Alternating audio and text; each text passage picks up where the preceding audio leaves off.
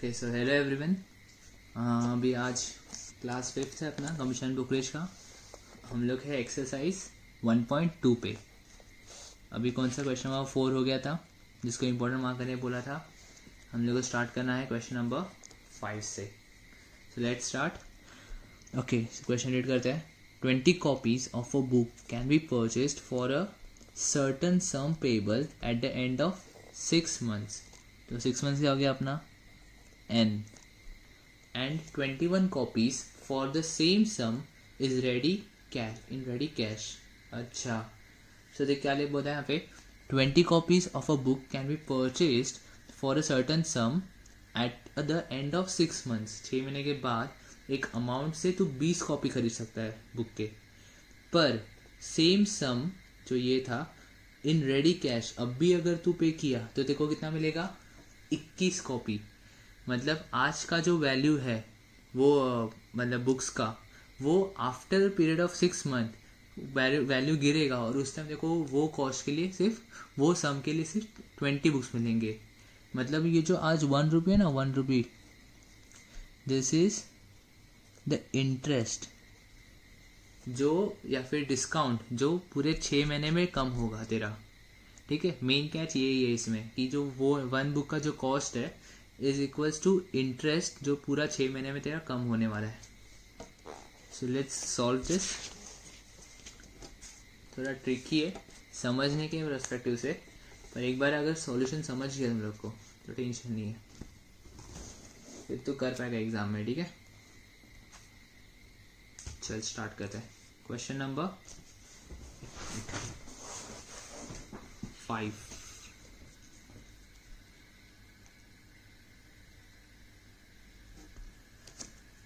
Okay so यहाँ पे first thing अपन लेते हैं, क्या फाइंड करना अपने को, find rate of interest. Rate of interest let cost of 1 book be rupees x.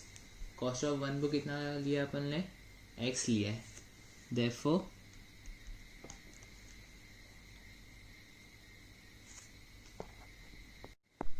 सो यहाँ पे अभी कॉस्ट ऑफ एक बुक का कॉस्ट कितना है x, therefore cost of 20 books मतलब जो पूरा सम था ना अपना sum payable is equals to 20x।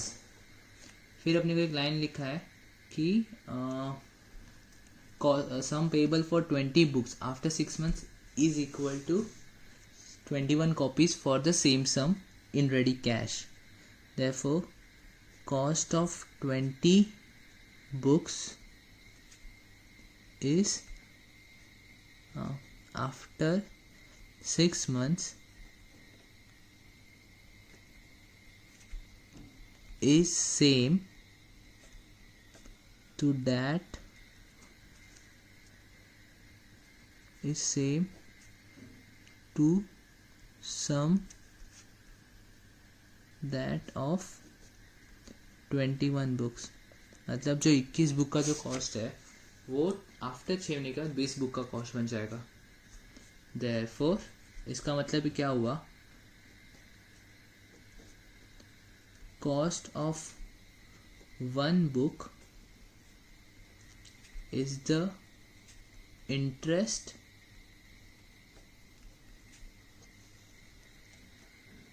On cost of 20 books.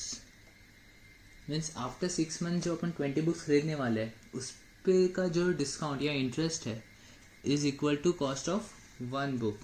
Therefore equation बन जाएगा 1 बुक का कॉस्ट कितना था x, so x is equals to cost of 20 books मतलब पूरा सम इनटू पीरियड।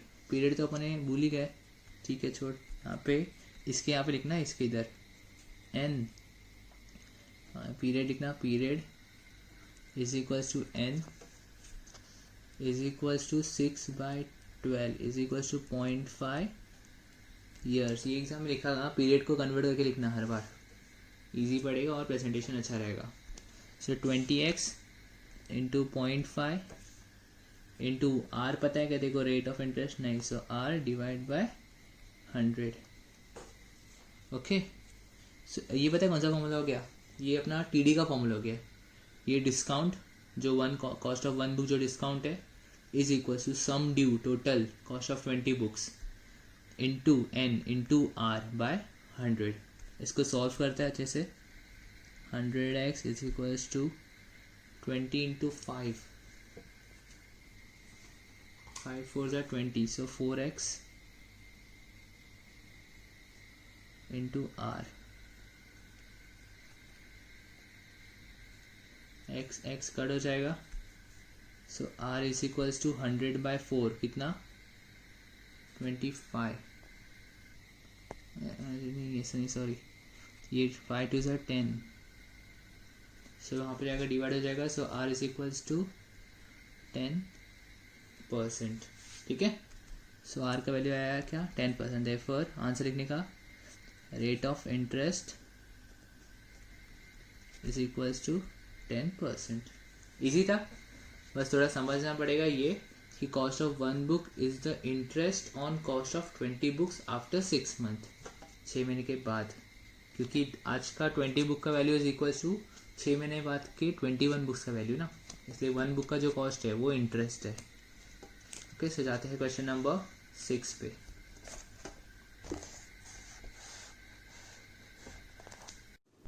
ओके, सो अभी अपना 5th सम हो गया था, थोड़ा कुछ कैमरा में इशू आ गया था, इसलिए 6 मैंने पूरा सॉल्व किया बट वीडियो ऑन नहीं था, रिकॉर्डिंग नहीं हो पाया। चलो let's start solve again. Question number 6, इसको इम्पोर्टेंट मार्क करना, ये मैंने पूरा सॉल्व करने का बताया था और अभी वापस करते हैं, तो इसको इम्पोर्टेंट मार्क करने का। Find the true discount, bankers discount and bankers gain on a bill of rupees 4240। ये on a bill of rupees 4240 मतलब 4240 का बिल है, तो ये इसको बोलेंगे अपन सम ड्यू। 6 मंथ्स क्या है, एन पीरियड दिया है, हेंस एट 9%। 9% क्या हो गया अपना आर हो गया, तो अपने को क्या दिया है सम ड्यू दिया है, एन दिया है, आर दिया है। फाइंड क्या करना है, ट्रू डिस्काउंट, बैंकर डिस्काउंट और बैंकर्स गेन। ठीक है, हम लोग को फॉर्मूला तुम लोगों ने बाइट किया अच्छे से, बस एक बार फॉर्मूला बैठ हो रहा है तो बस फॉर्मूले को यूज़ करके तुम लोग को आना चाहिए बराबर कैसे एक एक के वैल्यूज फाइंड करना है। ठीक है, फिर मुझे बता सम ड्यू एन और आर किसके इसमें थे, क्या बोलते फॉर्मूला में थे, बैंकर्स डिस्काउंट के या टू डिस्काउंट के, बैंकर्स डिस्काउंट के। टू डिस्काउंट के फॉर्मूला में क्या था, P W into n into r, बराबर ना। सो क्वेश्चन नंबर 6 लेते हैं। यहाँ ले अभी पहले बैंकर्स डिस्काउंट फाइंड करते हैं, उसके पहले अपन थोड़ा कुछ लिख लेते हैं, गिवन बैंकर डिस्काउंट नहीं sorry, sum due is equals to ₹4240, comma period is equals to n is equals to 6/12 is equals to 0.5 years. ये हर बार करना, ठीक है। नेक्स्ट सम ड्यू हो गया, ईयर्स हो गया, period, R is equals to 9% per annum. Now, bankers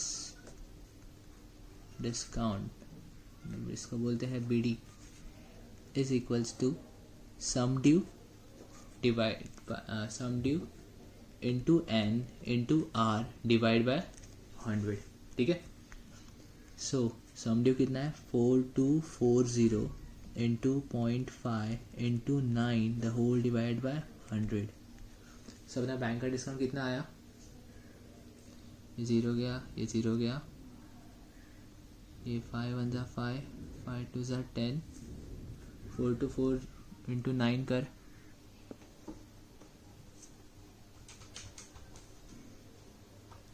into 0.1 कर, सो आया 381.6 डिवाइड बाई 2 भी है ना, √2 तो इसको पहले से कर दे, 2 2 1 2, तो अभी 212 into 0.1 into 9,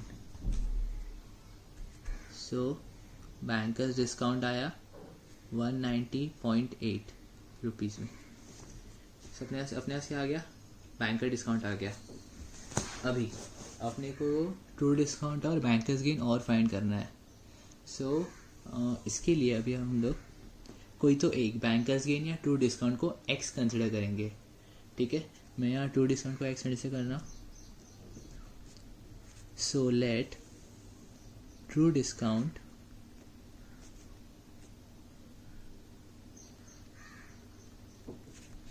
B rupees x.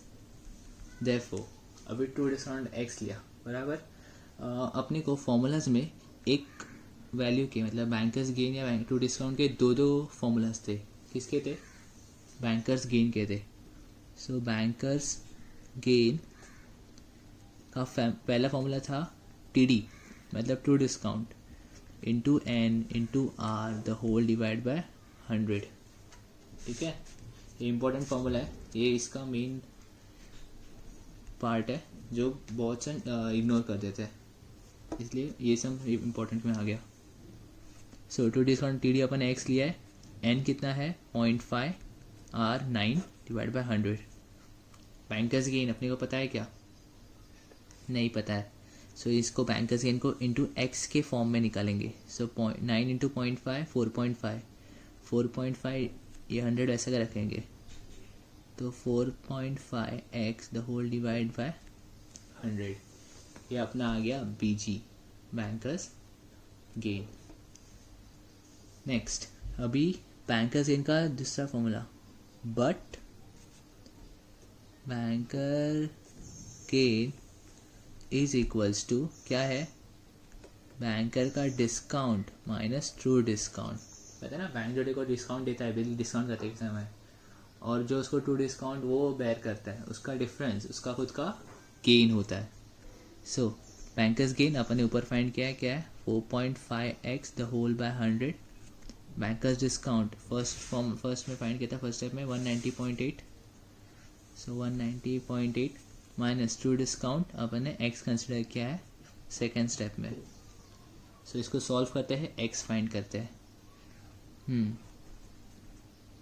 ये यहाँ पे लाता हूँ मैं 4.5x the whole by 100 plus x is equal to 190.8। ये इधर मैं तो 104.5x डिवाइड बाय 100 कैसे किया? 100 को इधर मल्टीप्लाई किया तो 100 plus 4.5 104.5 x is equal to 190.8। therefore x is equal to ये रिवर्स जाके उधर हो जाएगा तो 190.8 इंटू 100 डिवाइड बाय 104.5। सो इसको भी कट करो।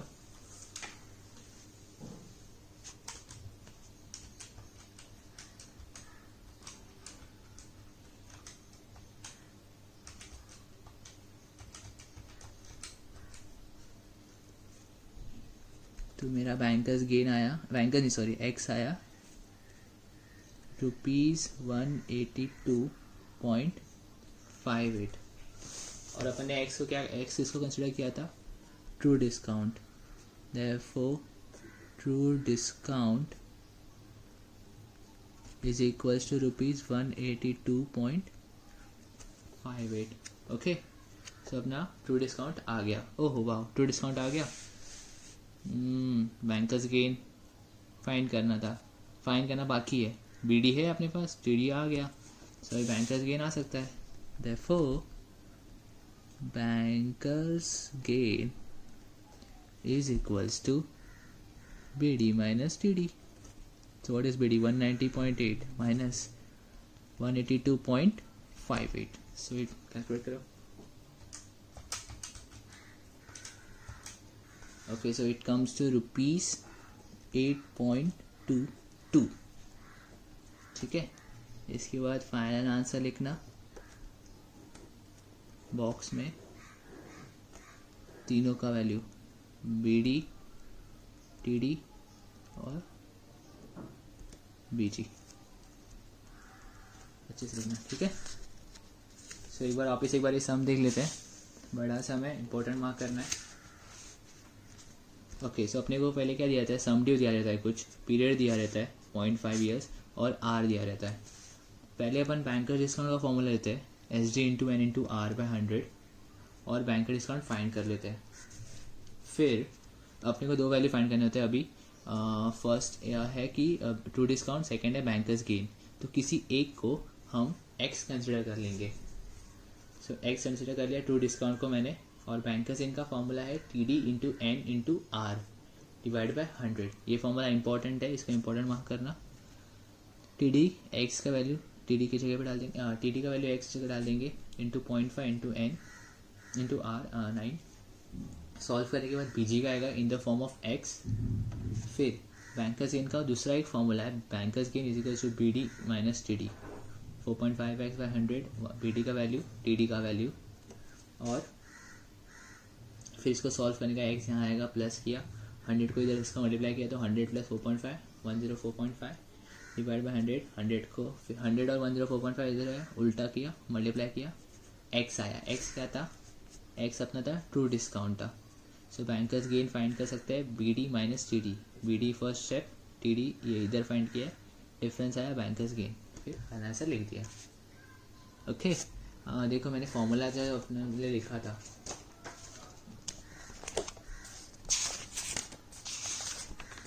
कहाँ गया, पेज नंबर 7 पे देखो मैंने यहाँ बताया था ये दोनों का लिंक आएगा, बैंकर्स गेन के लिंक थ्रू सब तीनों का वैल्यू फाइंड करने को लिए आएगा। तो वो ये सम है, ये वो सम है। ओके अभी जाते हैं क्वेश्चन नंबर 7 पे। ओके क्वेश्चन नंबर 7 क्या बोल रहे हैं? True discount on a bill is ₹2200। 2200 का ट्रू डिस्काउंट है and bankers discount is 2310। If the bill is due 10 months n, ऐसे एन तो हर बार देते हैं लोग, टी डी दिया है, बी डी दिया है, एन दिया है, find the rate of interest. अपने को फाइंड क्या करना है? आर। ठीक है, तो टी डी दिया है, बी डी दिया है, आर फाइंड करना है। So let's solve it. Oh sorry,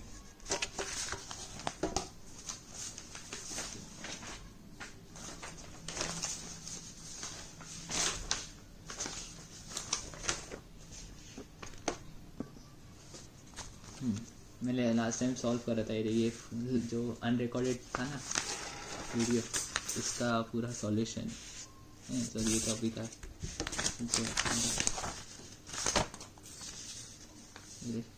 question number 6। छोड़ क्वेश्चन नंबर 7 पे आते हैं।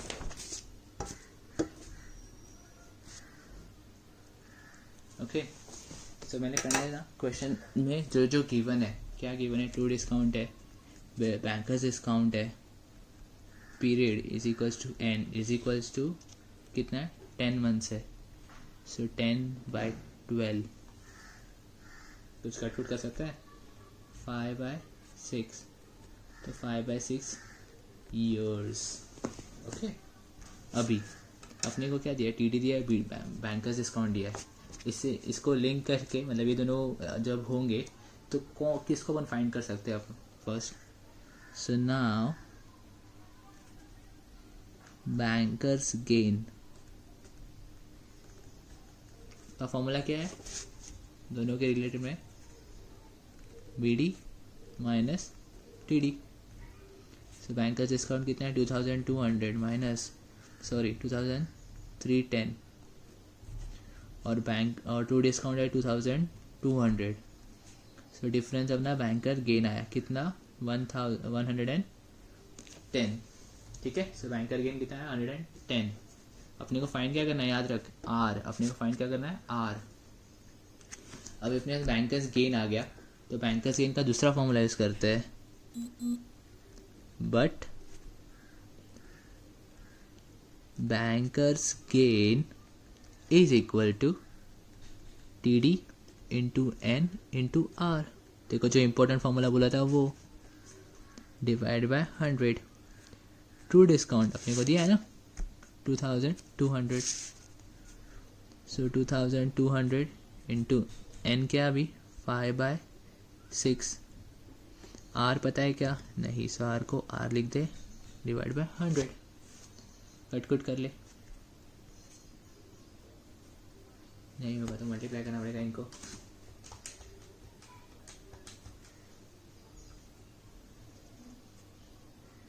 और बैंकर्स गेन का फॉर्म पे वैल्यू है ना अपने पास 110, कट किया पॉइंट में बहुत आ रहा है रे 19 point. Okay so 110 is equals to 18.33 r. ये मेरा वैल्यू आया, देखो तुम लोग एक बार सॉल्व करके मिस्टेक रहेगा तो बताना।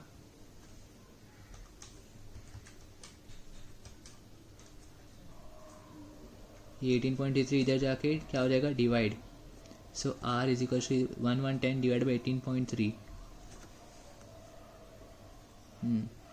आया 6% पर एनम, मतलब ये बराबर है क्योंकि राउंड फिगर आंसर है ना। सो टेंशन ही नहीं रहेगा, एग्जाम में वही स्ट्रॉगी अपना, कुछ गड़बड़ है ना, कुछ राउंड फिगर में नहीं आ रहा ना तो सोचने का अरे ऐसा कुछ से पूरा देखने का, फिर देखने का बराबर है, हाँ ठीक है चलो फिर राइट अपना। सो अपने पास क्या आ गया, आर आ गया जो अपने को फाइंड करना था। So answer is equals to rate of interest is equals to 6% per annum. ठीक है, इजी सम था। टीडी दिया था, बीडी दिया था, पीरियड दिया था, bankers gain is to BD minus TD, bankers gain to TD into n into r by 100। ये दोनों को पहले बैंकर्स गेन ऊपर निकाला, फिर उसका वैल्यू इधर डाला, फिर आर का वैल्यू ये रिमेनिंग फिगर आया। Okay so let's go to next sum. देखिए ना नेक्स्ट सम भी, चल देखते हैं। अभी स्टार्ट हो रहा है सेकंड पार्ट इसका। तो नेक्स्ट समय अपना क्वेश्चन नंबर 9। ओके सो यहाँ देखते हैं, सॉरी क्वेश्चन नंबर 8। इधर से दिस डिफरेंट पार्ट चालू हो रहा है बराबर। सो एक लाइन मार दो, डिफरेंट ज़्यादा कुछ नहीं इन द सेंस, मतलब डेज वाला कैलकुलेशन ज़्यादा है, ये सब है ठीक है। So a bill of ₹6395 drawn on 19 January 2015।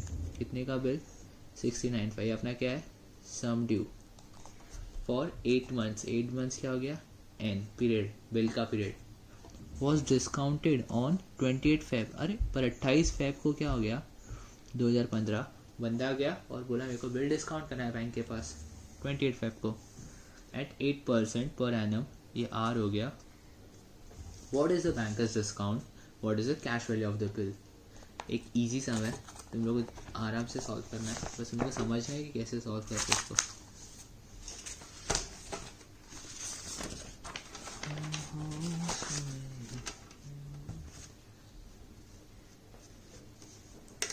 Okay so question number क्या था 8। पहले अपन लिख देते हैं सम due of the bill.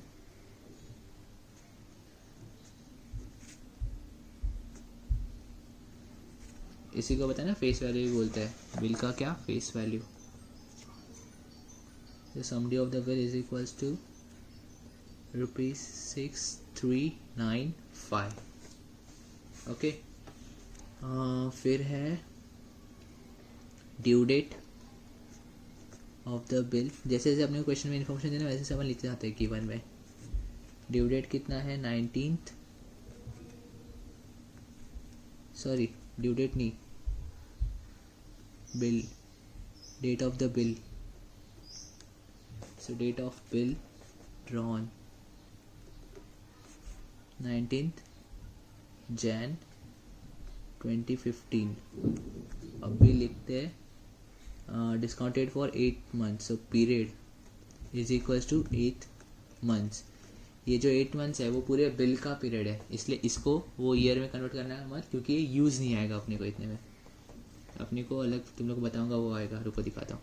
So period कितना आया 8, was discounted on, so date of discounting the bill is equals to 28th Feb 2015। 28 Feb को वो गया और उसने अपने बैंक को बिल दिया, मेरे को बोला पैसे दो, ये बिल रखो। Rate of interest, so r is equals to 8%। ठीक है चल अभी ना पहले तो कैलकुलेट कर क्या इसका ये कब है, ड्यू डेट कब है। Due date of bill is equal to, तुमने सीखा होगा ना ये सब, कभी 11th में बिल ऑफ एक्सचेंज में तभी. So date of the bill दिया 19 Jan. So due date period कितना है 8 मंथ्स. तो Jan, Feb, March, April, May, June, July, August, Feb, March, April, May, June, July, August, September. So 19th September 8 महीने हो जाते हैं. 2015 ये उसका क्या है ड्यू डेट. पर पता है तुम लोग को ये क्या होता है? ये होता है नॉमिनल ड्यू डेट. और दूसरा पार्ट होता है legal due date of bill, जिसमें क्या होता है 3 days ग्रेस के ऐड होते हैं. सो 19, 20, 21, 22. सो 22nd 22 PH आएगा सितंबर 2015. ये सब लिखने का अच्छे से, क्योंकि ये गिवन में और उनको प्रेजेंटेशन के लिए लगता है बोर्ड्स में. So legal due date of the bill is 22nd September 2015. Okay, तो अपने पास क्या आ गया? लीगल ड्यू डेट आ गया और डेट ऑफ डिस्काउंटिंग भी अपने पास है. सो अभी अपने को ये डेट ऑफ डिस्काउंटिंग से लीगल ड्यू डेट का पीरियड कैलकुलेट करना है. ठीक है. सो कैलकुलेट करने के लिए यहाँ पे लिखने का मंथ और डेज. सो फेब में डिस्काउंट हो रहा है बराबर 28 फेब है. तो 28 मतलब ईयर ख़त्म हो गया. 215 है मतलब ये भी नहीं है, क्या बोलते हैं वो अपना लीप ईयर भी नहीं है. सो 28 डेज है. सो नेक्स्ट मंथ है मार्च, अप्रैल, मई, जून, जुलाई, अगस्त और सितंबर को अपना बिल ड्यू हो रहा है ना. सो इतने ही मंथ है. सो मार्च में फर्स्ट डे से तो मतलब कितना मार्च में 31 डेज, अप्रैल में कितने होते हैं 30 डेज, मई में 31, जून 30, जुलाई में 31, अगस्त, जनवरी, फरवरी, मार्च, अप्रैल, मई, जून, जुलाई, अगस्त में भी 31 होते हैं ना. और सितंबर में कितना लीगल ड्यू डेट 22nd है ना, तो 22. सो लास्ट में यहाँ लिखने का टोटल, और ये सभी टोटल यहाँ लिख देने की. करो 31 + 30 60.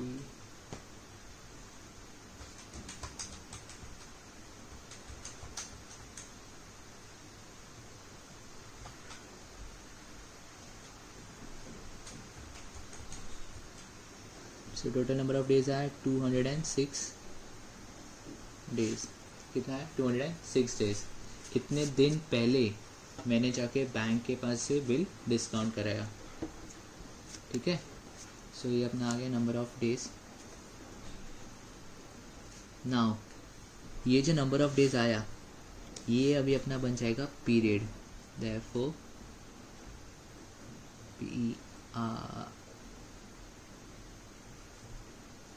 पीरियड ऑफ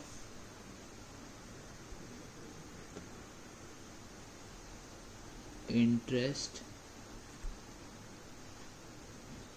और डिस्काउंट B2 लिख दिया to be charged is equals to 206 divide by 365 days. नहीं 365 ईयर, क्योंकि हम लोगों ने इसको ईयर में कन्वर्ट किया ना डिवाइड बाय 365 करके. सो टोटल 206 डेज का इंटरेस्ट चार्ज करना चाहिए. Okay. So therefore bankers discount is equal to BD का फॉर्मूला बोलो. चलो अभी तो तुम लोग को ऐड हो जाना चाहिए. TD into N into R the whole divide by 100. Sorry bankers discount है तो TD कैसे sum due into N into R divide by 100. TD का आता तो क्या इधर क्या होता है बैंकर्स गेन होता है तब TD आएगा. So banker discount H D into R. H D कितना है अपन का 6395 इंटू N. N अभी फाइंड किया ना 206 divide by 365 into R. What is R? Rate of interest. तो कितना है? 8% है. सो 8% 0.08 लिखते हैं या 8/100 लिखे. 0.0. चलिए 8/100 लिख, इजी पड़ेगा. 0 द होल डिवाइड बाय 100. ओहो कितना बड़ा नंबर है, सॉल्व करना है. चलो इसको सॉल्व करो पूरा. ये एक ही सॉल्विंग इसमें है और अपने को वैल्यू निकालना है. टेक योर टाइम, आराम से.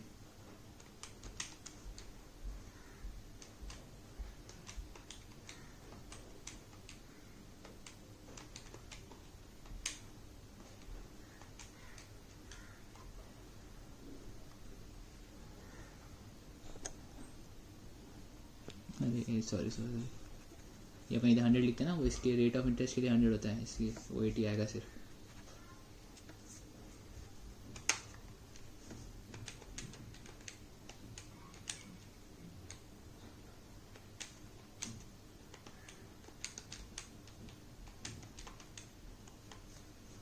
सो आंसर आया ₹288.74. ठीक है, ये क्या आ गया अपना बैंकर्स डिस्काउंट. ये अपने को फर्स्ट फाइंड करना था. सेकंड फाइंड करना है what is the cash value of the bill. Okay so and अच्छा कैश वैल्यू क्या था रे? कैश वैल्यू वो चीज़ था जो अपने को मिलता है. अपन जब बैंक के पास डिस्काउंट करने जाते हैं बिल, तो अपने को जो पैसा मिलता है उनका डिस्काउंट माइनस करने के बाद वो होता है cash value. Therefore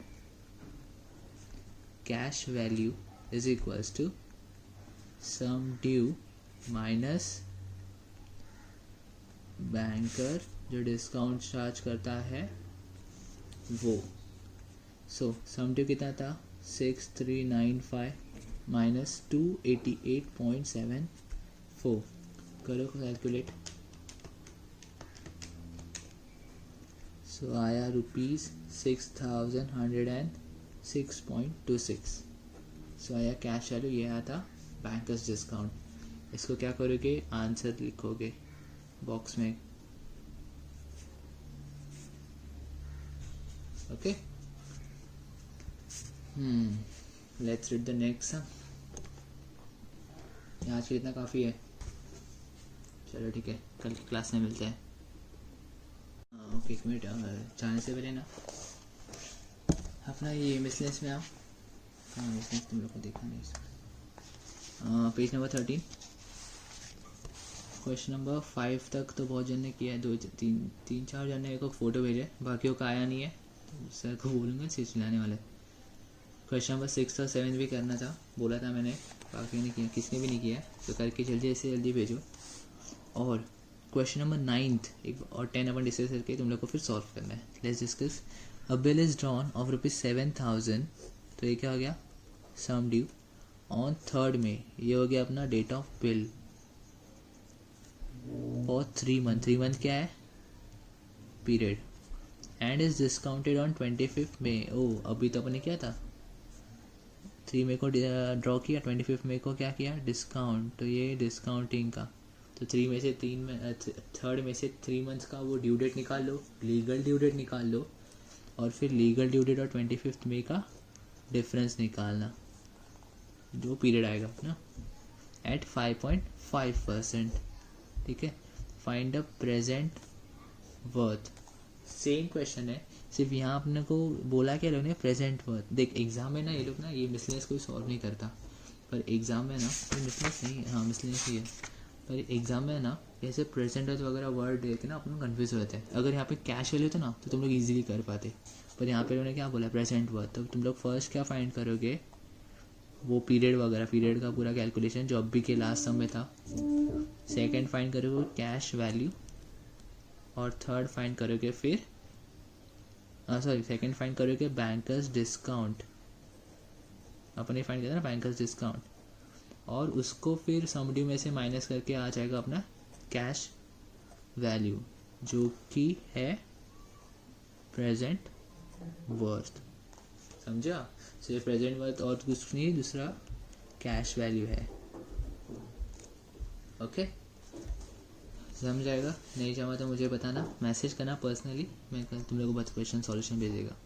A bill was drawn on 14th April 2005 for rupees 3,500 and was discounted on 6th July 2005. अच्छा, ड्राइंग का डेट है, डिस्काउंटिंग का डेट है, ऊपर कैसा वैसा मिल रहा है ना थोड़ा सा, फॉर 2005, तो ये तो सम ड्यू भी दिया हुआ है, ओह बहुत सारा मिल गया, आर है,